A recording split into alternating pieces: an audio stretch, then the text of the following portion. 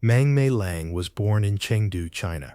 She was an only child, raised in a quiet household where education, discipline, and family loyalty were deeply valued. Her father passed away in 2008, a loss that reshaped her life. From that moment on, Mangmei and her mother, Mei, became emotionally inseparable. They were not just family, they were each other's entire world. Mangmei was known for her empathy. Friends described her as someone who felt responsible for the emotional well-being of others, even at her own expense. She was not loud or reckless. She was careful, thoughtful, determined. Her mother believed her daughter's future depended on opportunity, even if that opportunity existed thousands of miles away. In 2011, Mangmei made the decision to move to Australia to study. She adopted the English name Michelle Lang. The decision was financially devastating for her family. Mei poured nearly everything she had into tuition, living expenses, and travel. It was a gamble fueled entirely by trust in her daughter's work ethic and character. Michelle settled in Campsie, a suburb in Sydney's southwest, living with her aunt, uncle, and cousin. It was a family arrangement. There was no fear, no hesitation, no reason to believe anything was wrong. This was supposed to be the safest place she could possibly live. Over the next 5 years, Michelle built a stable life. She completed a business degree at the University of Technology, Sydney, then enrolled at the Sydney Institute of Interpreting and Translation. She worked when she could, saved carefully, and sent money home to her mother whenever possible. She spoke to her mother constantly. She reassured her. She promised her everything was fine. By 2016, Michelle appeared to be thriving. She had a close group of friends. She was active on social media. She had plans for the future. There were no known conflicts, no troubling behavior, nothing that suggested danger. On Thursday, April 21, 2016, Michelle left university in the afternoon. She was seen on CCTV shopping alone at Pitt Street Mall. The footage showed nothing unusual. She was calm, focused, unbothered. She purchased a drink and later boarded a train at St. James Station. At approximately 4:30 p.m., she arrived at Campsie Station and headed home. That evening, Michelle exchanged messages with friends. Then abruptly, all communication stopped. Calls went unanswered. Messages were left unread. Her social media activity ceased entirely. For someone known to be constantly connected, the silence was unsettling. Still, no immediate alarm was raised. Friends assumed she was busy, distracted, needing space. 4 days passed. On Monday, Michelle's aunt returned from a weekend away. When she realized Michelle had not been seen since Thursday, concern turned into panic. Together with her husband, she went to police to report her niece missing. At that moment, no one knew that Michelle had already been dead for days, and no one yet suspected that the danger had never come from outside the home.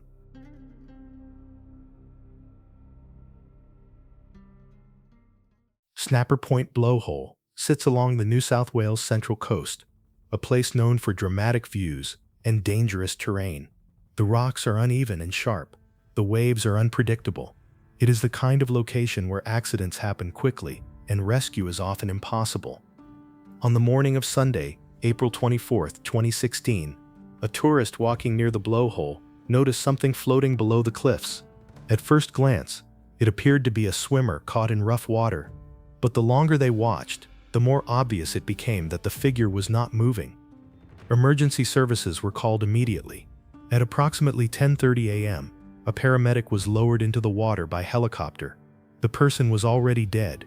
What responders saw made it clear that this was not a tragic accident. The body belonged to a young woman. She was completely naked. Her body was covered in stab wounds. Investigators would later count nearly 40 separate injuries. The fatal wound was a deep cut to her throat. There were extensive defensive wounds on her hands and arms, clear evidence that she had fought desperately for her life. Police quickly assessed the scene. Despite strong waves that day, the body showed no injuries consistent with being violently thrown against rocks. There were no fractures or abrasions typically seen in accidental coastal drownings. This led investigators to a disturbing conclusion. The woman had not been swept into the blowhole by the ocean. She had been placed there. At that stage, the victim had no identification, no clothing, no jewelry, no personal items. The New South Wales Homicide Squad took control of the investigation. Media helicopters circled overhead. The area was sealed off. Later that day, Police released a statement describing the victim as an Asian woman aged between 20 and 35, with shoulder-length dark hair and a medium build. With no name attached, the media labeled her the Snapper Point Blowhole Jane Doe. A computer-generated facial image was released to the public. As the image spread online, concern turned into dread. People began comparing it to missing person posts circulating on social media. One name appeared again and again: Michelle Lang. The timelines aligned too closely to ignore. A young Chinese student missing from Sydney. A young Asian woman murdered on the coast less than 3 days later. DNA testing confirmed what many already feared. The body recovered at Snapper Point was Michelle Lang. With her identity confirmed, the case escalated instantly. What had initially been treated as a potential disappearance was now a homicide investigation of the highest priority. Police returned to the Campsie home where Michelle had been living. They conducted a thorough forensic search of her bedroom and shared spaces. Her phone records, public transport usage, and electronic communications were examined minute by minute. CCTV footage traced Michelle's final movements from Pitt Street Mall to St. James Station, and then to Campsie Station. Everything aligned with her normal routine. Then investigators found something that did not. Cameras near the national park surrounding Snapper Point had captured a vehicle entering the area several hours before Michelle's body was discovered. The timing was significant. The license plate was clear. When police traced the vehicle, they were confronted with a shocking reality. The car was registered to Michelle's uncle, the same man who had helped report her missing, the same man who lived in the house she never made it out of.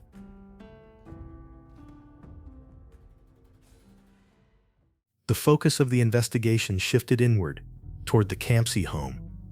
Michelle shared with her relatives. What had once been viewed as a place of safety now became the center of a homicide inquiry. Michelle's uncle, Derek Barrett, was 27 years old at the time. He had married Michelle's aunt several years earlier. He was unemployed, spent long periods at home, and had no known criminal history. To neighbors and extended family, there was nothing remarkable about him. When police seized and examined his phone, the case changed irrevocably. Stored on the device were images that investigators later described as some of the most disturbing they had ever encountered. Michelle was photographed bound and gagged on her bed. Her hands were restrained with duct tape. A cloth was tied tightly across her mouth. Her eyes showed unmistakable terror. The images were time-stamped. They placed Michelle inside the house after she returned home on the afternoon of April 24. From this evidence, investigators reconstructed what they believed had occurred. Michelle arrived home shortly after 4:30 p.m. With the house empty, Derek attacked her almost immediately. She was overpowered, restrained in her bedroom, and held captive. What followed was prolonged and deliberate. Michelle was repeatedly sexually assaulted. She was filmed and photographed while bound. The motive was clearly sexual. This was not a spontaneous act of violence. It was sustained abuse carried out over an extended period of time. At some point during Michelle's captivity, her cousin returned home. She moved freely through the house, completely unaware that Michelle was being held prisoner just meters away. There were no sounds of struggle, no visible signs. Michelle remained hidden.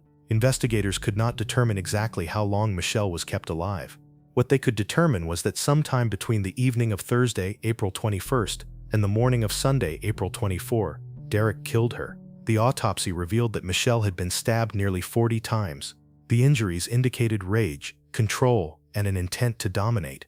The final wound to her throat was fatal. After the murder, Derek took steps to conceal the crime. He wrapped Michelle's body in plastic. He cleaned parts of the house. He deleted files from his phone. Then, early on Sunday morning, he loaded her body into his car. Phone location data tracked his movements north toward the New South Wales Central Coast. Along the way, he stopped at a service station and purchased snacks.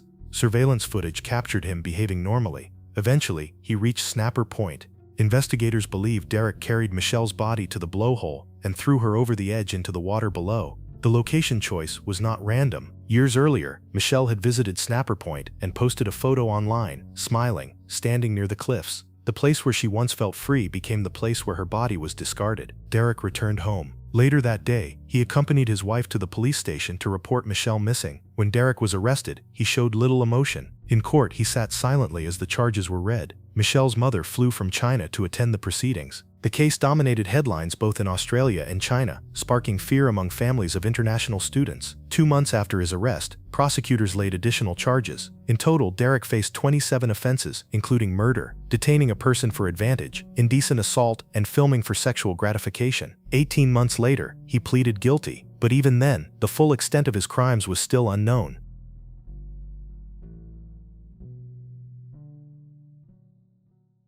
In December 2017, more than a year after Michelle Lang's murder, Derek Barrett finally pleaded guilty. He admitted to binding and gagging Michelle, repeatedly sexually assaulting her, murdering her, and dumping her body at Snapper Point. In court, Derek attempted to distance himself from responsibility. He claimed that at the time of the crime he was abusing methamphetamine and synthetic cannabis. He told the court he had little to no memory of the events. According to him, the only thing he could recall was seeing blood in the sink and his own reflection in the mirror. The court did not accept this explanation. A forensic psychologist testified that Derek had likely feigned amnesia to avoid confronting the reality of his actions. The judge described his behavior as calculated and self-serving, noting a complete lack of genuine remorse or empathy. The sentencing remarks were severe. The judge called the crime despicable, sadistic, and sexually motivated. She emphasized that the offense was committed by a man in a position of trust against a young woman who believed she was safe in her own home. This was not a momentary loss of control.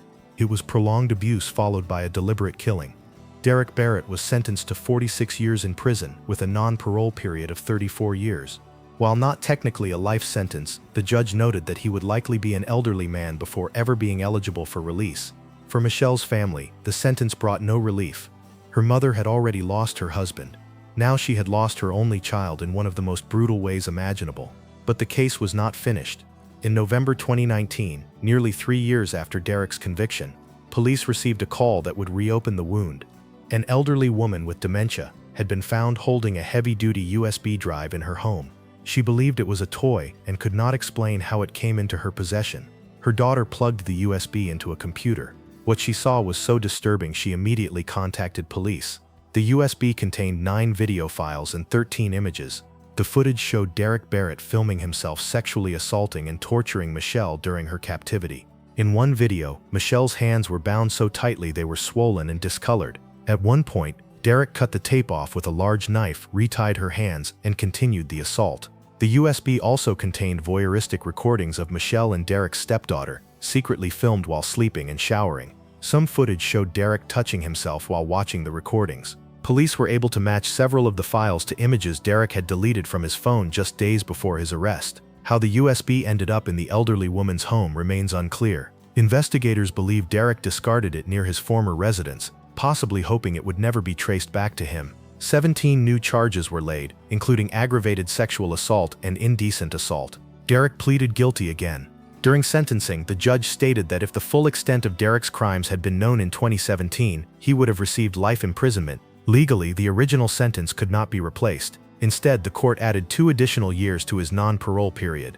His overall sentence remained 46 years. When Michelle's mother learned what was on the USB, she collapsed. She later said the grief destroyed what remained of her family. Her own mother passed away not long after hearing the details. Michelle Lang came to Australia to build a future. She trusted her family. She trusted her home. That trust was weaponized against her. This was not just a murder. It was a calculated betrayal carried out in silence, behind closed doors, by someone she never believed could harm her.